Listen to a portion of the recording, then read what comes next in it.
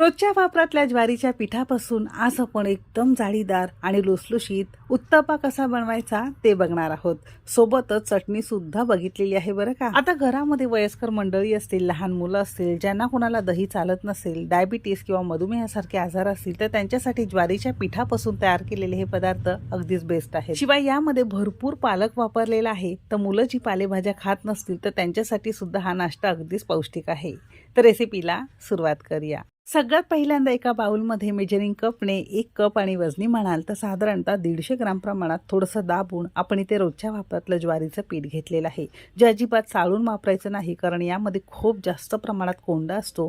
कोंड्यामध्ये fibres असतात जे आपल्या आरोग्यासाठी खूप जास्त गरजेचे असतात।